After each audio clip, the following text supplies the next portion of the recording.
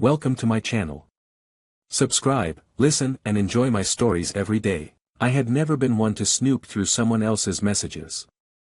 Trust, I believed, was the cornerstone of marriage. But the incessant buzzing of Lou's phone night after night began to erode that foundation. The glow of her screen lit up the darkness of our bedroom with the secrets she thought she was keeping from me. Each vibration, a sinister whisper of betrayal. One evening, the curiosity that had been gnawing at me became unbearable.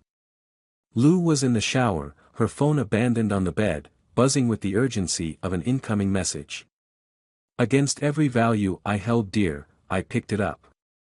Justifications ran wild in my mind. I was only looking out for our marriage, wasn't I? The screen was open to her email, no password required. It was as if fate had handed me the key to the forbidden. Scrolling through, I expected to find mundane exchanges about work projects, but instead, my eyes were assaulted by the exchange of intimate photos and flirtatious banter with her coworker, Mark. The shock of it clamped around my heart like a vice. The bathroom door creaked, and I snapped the phone down just as Lou emerged, draped in a towel and humming a tune. Her ease, the carefree smile she offered, twisted the knife further. She was living a double life, and up until now, I was none the wiser. "How was your day?" she asked, as if the normalcy of our life hadn't just crumbled before my eyes. "Fine," I replied, my voice a tone colder than I had intended. "Yours?" "Just the usual crazy busy," she said, slipping into her nightwear, oblivious to the storm raging inside me. That night, I lay awake, staring at the ceiling, replaying every hidden glance, every late return from work, every unexplained absence. The pieces of a puzzle I hadn't known I was assembling began to fit together into a picture of betrayal. In the days that followed, I watched Lou with a hawk's eye, noting every detail. My once warm feelings turned cold, strategizing revenge. If Lou thought she could play me for a fool, she was sorely mistaken. I began to lay the groundwork for the reckoning she had called down upon herself. I contacted a lawyer quietly, gathered evidence of her infidelity, and planned my next moves with surgical precision. Then came the confrontation. It was a Thursday evening when I finally felt the coil of my plan tighten to readiness. I waited for her in the living room, the emails printed out and laid across the coffee table like a card player's ace. "Lou, we need to talk," I said as she walked in, tired from her day, unaware her life was about to unravel. "What's all this?" she asked, her voice trembling as she picked up the papers. "You tell me," I said, my voice steady, a stark contrast to the storm of emotions inside me. The confrontation was explosive, a clash of tears, denials, and finally, acceptance. Lou's apologies, her pleas for forgiveness, were too little, too late. My decision was made. I would reclaim my life, start anew without the shadow of her deceit. "I want a divorce," I declared, the words slicing through the remnants of our life together. The next weeks were a blur of legal meetings and moving out. Our divorce was as swift as it was bitter. I broke away from everything that tied me to Lou. The house, the shared friends, the life I thought we were building together, all abandoned. I walked away from that chapter of my life, never looking back, the pain of betrayal receding with each new dawn. Lou became a shadow of my past, a lesson learned in the hardest way possible. And as the dust settled, I began to rebuild, stronger and wiser, the scars of deception etched into my heart but no longer defining me. The plot of revenge had played out, and now, it was time for a new beginning. The morning after declaring divorce, I woke to a piercing silence that filled our now almost empty home. The reality of my newfound solitude pressed heavily against the walls. Yet, amid the hollow echoes of a life dismantling, a firm resolve took root within me. Today was not just another day, it was the first day of my reclamation. As the sun crept through the blinds, casting long shadows across the floor, my phone buzzed. It was a text from Lou, her words desperate and pleading. "Can we talk? Please, I need to explain," the message blinked up at me. But what was there left to say? The betrayal was too deep, the wound too fresh. I typed a simple, resolute no, and turned my phone off. This was my first step in sealing the breach she had left in my life. By noon, I was downtown, meeting with my lawyer, a sharply dressed woman named Marissa, whose reputation for ruthlessness in the courtroom was exactly what I needed. "We've got everything filed, and you're set for the hearing next month," Marissa confirmed, sliding a folder across her glossy, oak desk. "I'd recommend, however, you might want to consider a settlement to avoid dragging this out." "No," I countered firmly, feeling the raw edge of my anger resurfacing. "She needs to learn that her actions have consequences. I want to go to court." Marissa nodded, her expression unchanging. "Understood. I'll prepare accordingly." Leaving the law office, the city around me buzzed with the oblivious pace of daily life, people moving like ants in a colony that never sleeps. I felt oddly detached, as if observing the world from a distant shore. The next few days were a blur of activity. I began changing everything Lou had ever touched, sold the car we shared, moved into a new apartment, and even started at a new gym. Each step was a cut in the ties that bound me to the past. But the real turning point came when I decided it was time to face the other man, Mark. Armed with a need for confrontation, I waited outside his office building one chilly evening. As he stepped out, his face buried in his phone, I stepped into his path, my heart pounding with a cocktail of rage and anticipation. "Mark!" I snapped, watching as his eyes flicked up in surprise. "Who? Oh, you're Lou's husband," he stuttered, his face draining of color. "Ex-husband soon. Did you think you could just mess with my life and walk away?" I seethed, the anger in my voice drawing a few curious glances from passers-by. "Look, I'm sorry, man. I never meant for things to get out of hand," he muttered, his eyes darting around, seeking an escape. "Sorry doesn't even start to cover what you owe me," I growled, stepping closer, my fists clenched at my sides. "Please, let's not cause a scene," he pleaded, backing away. "This isn't over," I promised, a cold smirk playing on my lips as I watched fear flicker in his eyes. As I walked away, a twisted sense of satisfaction enveloped me.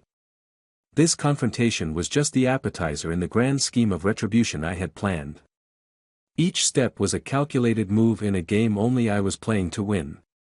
That night, as I lay in my new bed, the silence wasn't so piercing anymore. Instead, it was filled with the whispers of a plan taking shape, a roadmap of revenge that would ensure Lou and Mark never forgot the cost of their deceit. And as the darkness deepened, I knew one thing for certain: the storm was just beginning. The following weeks were a tactical dance of cold fury and strategic moves. My days were punctuated by legal preparations and nights fueled by schemes of retribution. Lou and Mark's betrayal had opened a floodgate, and now, every action I took was a calculated strike to dismantle the world they thought they had secured behind my back. As I sat in my new apartment, the walls still bare and echoing the minimalism of my fresh start, I dialed the number of a private investigator. The phone rang twice before a gruff voice answered. "Dan here. How can I help?" "Dan, I need information on someone," discreetly. My voice was even, the words practiced. "Sure thing.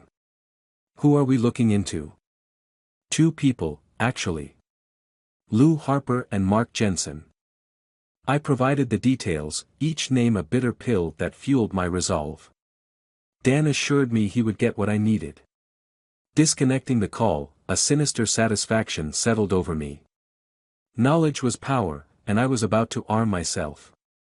Days later, Dan's findings landed in my inbox. Lou and Mark, embroiled not just in an affair but in shady business dealings. It seemed the depths of their deception knew no bounds. Armed with this new information, I planned my next move. That evening, I confronted Lou at a cafe, a public place where her defenses would be low. She arrived, her face wary but hopeful, a contrast to the storm brewing within me. "Thank you for meeting me," she began, her voice shaky. "Cut the pleasantries, Lou. I know about everything, I interrupted, sliding the printed emails and photos across the table towards her. Her face paled as she scanned the documents. Where did you get these? Does it matter? What matters is what you're going to do now that I know. I don't know what to say. Say nothing. Just listen.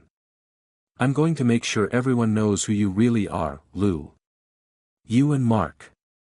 The threat hung in the air between us, palpable and menacing. Lou's eyes widened with fear, her hands trembling as she reached out, pleading. Please, don't do this. We can sort this out. No, we can't. You made sure of that. Leaving her amidst the scattered papers, her image blurred by the tears she now freely shed, I walked out, the weight of my threats leaving a trail of ice in my wake.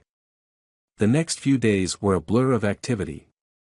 I used the information Dan had given me, leaking it to their company, igniting the whispers that turned into roars of scandal. Both Lou and Mark were suspended pending an investigation. The community they had cherished turned against them, their reputations crumbling under the weight of their own misdeeds. Watching from the sidelines, I saw the life they had tried to build together falter and break. The satisfaction was bittersweet, the taste of vengeance less victorious and more hollow than I had imagined. Yet, I pressed on, driven by the need to see this through. As I prepared for the final legal proceedings of our divorce, I armed myself with more than just evidence. The humiliation they faced was just a precursor to the financial and emotional ruin I intended to lay at their feet. Standing before the mirror, adjusting the tie that felt like a noose to my old self, I was ready to end this chapter. The court would be the battleground where I would strip them of everything they held dear. Today, I would reclaim my life, not just by leaving Lou in the past, but by ensuring she had no future that didn't include the scars of our shared history. The storm I had promised was here, and I was its harbinger. The courtroom was cold and stark, the walls echoing each footstep like a drumbeat towards judgment. As I entered, my gaze found Lou and Mark, sitting together, a united front against the storm I was about to bring upon them. Their hands were clasped, their faces etched with worry and faint defiance. But they weren't prepared for the extent of my vengeance. The proceedings began with the usual formalities, but the air was charged with tension, the kind that precedes a storm. My lawyer, Marissa, was the embodiment of calm and precision, her briefcase a trove of destruction for my adversaries. Ladies and gentlemen, today you will see the true colors of the defendants, Marissa announced, her voice reverberating across the room. She presented the evidence methodically, emails, photos, financial records, all pointing to a deep-seated betrayal and collusion between Lou and Mark. The judge's brow furrowed as he reviewed the documents, his eyes occasionally lifting to scrutinize Lou and Mark, who squirmed under his piercing gaze. The courtroom fell into a heavy silence, punctuated only by the rustling of papers and the faint ticking of the clock. When it was time for their defense, Lou stood up, her voice trembling. Your Honor, this is all a misunderstanding. Yes, we made mistakes, but... Mistakes? I interrupted, standing abruptly. My voice boomed, carrying a weight of controlled anger. They planned this. They thought they could fool me, take everything. But I'm not the fool here. The judge called for order, but the room buzzed with the murmurs of the audience. I saw the fear in Lou and Mark's eyes as they realized the full extent of their unraveling. As the final arguments were made, and the judge retreated to deliberate, the tension became palpable. Lou tried to approach me, her face pale, her eyes pleading. Please, can we just talk this out, she whispered, reaching out a trembling hand. There's nothing left to discuss, I said, stepping back, my voice cold and final. The judge returned, his expression grave. After reviewing the evidence and hearing the testimonies, it is clear that a severe breach of trust and contractual obligations has occurred. I award full financial restitution and additional punitive damages to the plaintiff. Lou and Mark's faces drained of color, their worst fears realized. But the true revelation was yet to come. As they stood there, reeling from the judgment, I had one more card to play, a revelation that would seal their fates completely. I turned to the audience, my voice steady. And let me reveal the true deceit: not only did they betray me, but they also betrayed each other. Mark has been siphoning funds from their joint projects into an offshore account. Isn't that right, Mark? Mark's face turned ashen, his eyes darting toward Lou, who stared back in disbelief. What? Mark, tell me he's lying, Lou stammered, her voice breaking. Mark remained silent, his betrayal complete. Lou recoiled as if struck, her realization of Mark's double betrayal sinking in. The courtroom erupted into chaos, but above it all, my victory was clear. Not only had I dismantled their lives, but I had also turned them against each other. They had destroyed my trust, and now, they faced their own ruins, alone and betrayed. As I walked out of the courtroom, the weight of my wedding ring in my pocket felt lighter.